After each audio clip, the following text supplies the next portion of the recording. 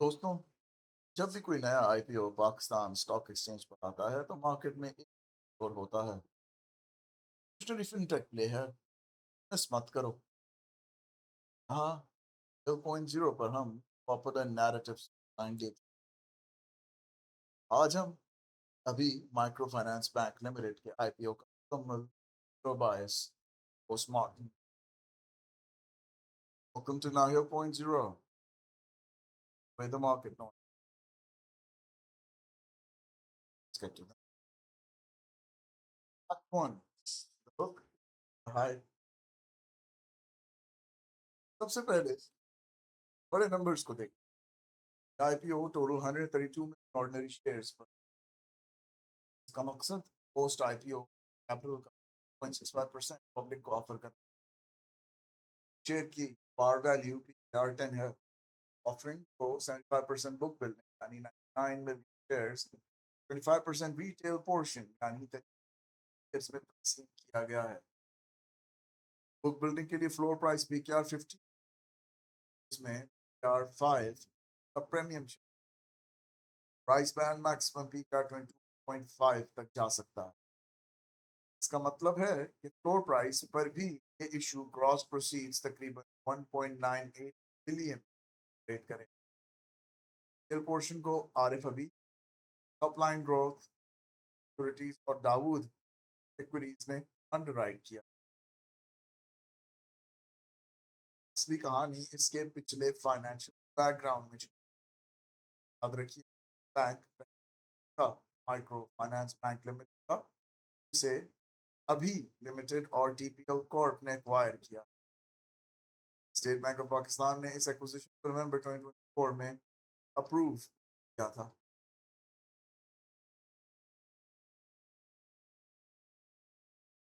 अब इसके financial turn around को देखें।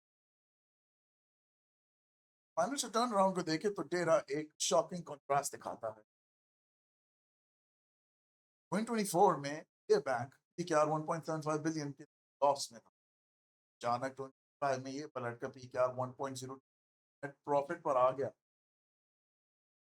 और फर्स्ट क्वार्टर 2026 तक बैंक ने 1.50 बिलियन का नेट प्रॉफिट दर्ज कर लिया।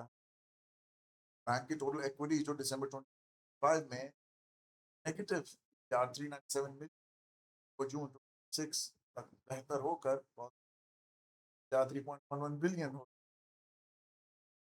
सी रेशियो सीएआर जो पहले नेगेटिव 20.2% पर था, वो अब बेहतर होकर नेगेटिव 6.6% हो गई। हाँ, एक बड़ा कैच है।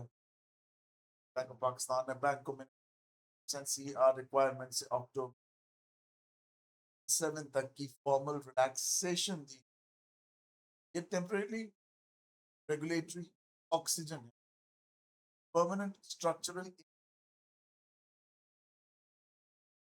एक्ट नंबर 2 की reality check, gold, WA and the balance। अब आते हैं सबसे बड़े सवाल पर। मार्केट में इसे एक एडवांस्ड अर्न्ड पेज एक्सेस यानी ईडब्ल्यूए टेक प्लेटफॉर्म के तौर पर बेचा जा रहा है। लेकिन जब हम प्रोस्पेक्टस के अंदर जाकर एसेट एलोकेशन देखते हैं, हकीकत बिल्कुल मुख्तलिफ नजर आती है। फोरकास्ट के मुताबिक 2026 में बैंक के average cross loan portfolio LP का 89.1% सिर्फ गोल्ड बैक्ड फाइनेंसिंग पर मबनी। भाई, ये कोई सिलिकॉन वैली की सॉफ्टवेयर कंपनी कोर लेवल पर एक गोल्ड लेंडिंग ऑपरेशन है। पाकिस्तान के घरानों में तकरीबन 300 से 500 टन पड़ा है।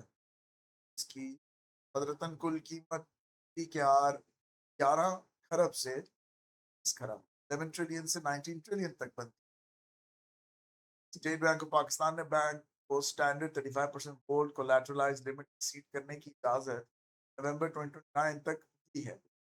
इसका मतलब है कि बैंक का पूरा बिजनेस मॉडल एक ट्रेडिशनल गोल्ड पॉन मॉडल पर चल रहा है। इसकी एवरेज इंडिकेटिव यील्ड 38% तबक्को आ रही है। दूसरी तरफ जिसे इतना ग्लोरीफाई किया जाता है यानी अर्न्ड वेज एक्सेस ईडब्ल्यूए, और डिजिटल लेंडिंग वो एवरेज जीएलपी का सिर्फ 3.5% है। डब्ल्यूए पर यील्ड 18% है। मार्केटिंग टेक का तड़का लगाया जाता है।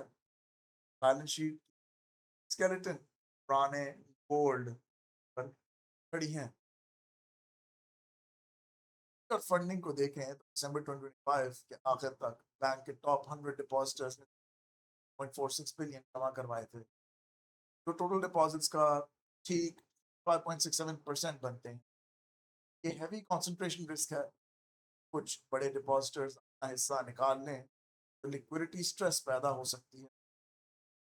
इसके बरक्स बैंक ने अपनी surplus liquidity 16.74 billion investments PIB में पार्क किया हुआ है। खर्चों पर नजर डालें तो 2025 में बैंक का टोटल फाइनेंस कॉस्ट 6.62, एक्सपेंसेस का 50% बनता है, जबकि पर्सनल कॉस्ट 3.36 बिलियन 7% थी। बैंक की कुल 114 ब्रांचेस 8 सिटीज में फैली हुई। ये साबित करती हैं कि ग्राउंड पर फिजिकल फुटप्रिंट अभी भी चल रहा है, चाहे बैकग्राउंड में ओरेकल फाइनेंशियल हो रहा हो। एक्ट 3 की जान स्मार्ट मनी एग्जिट रिस्क।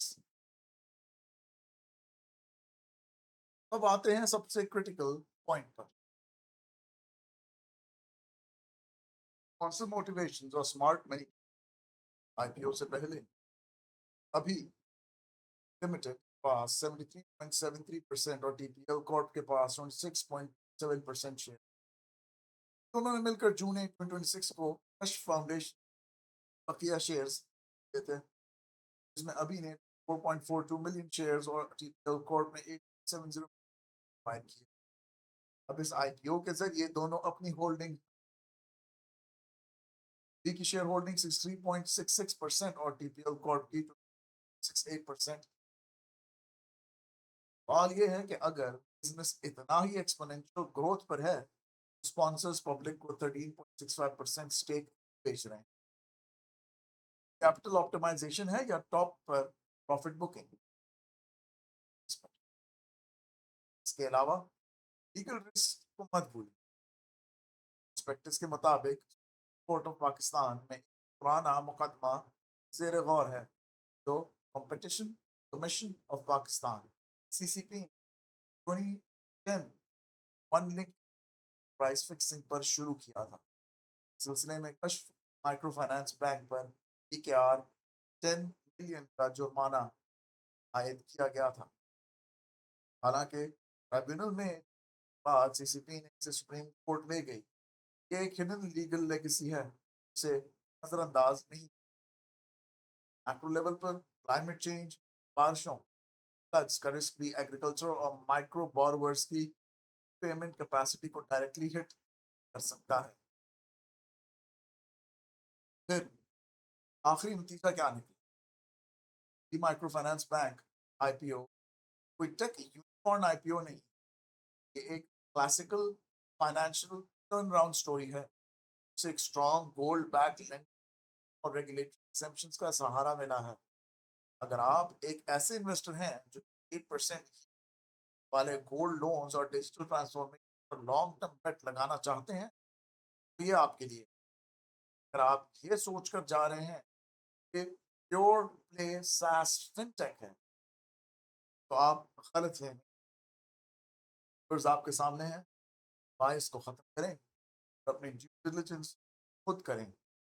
अगर एनालिसिस पसंद आया हो तो चैनल को सब्सक्राइब करें हैं क्यों में। तब तक के लिए अल्लाह हाफिज। इन्वेस्टिंग।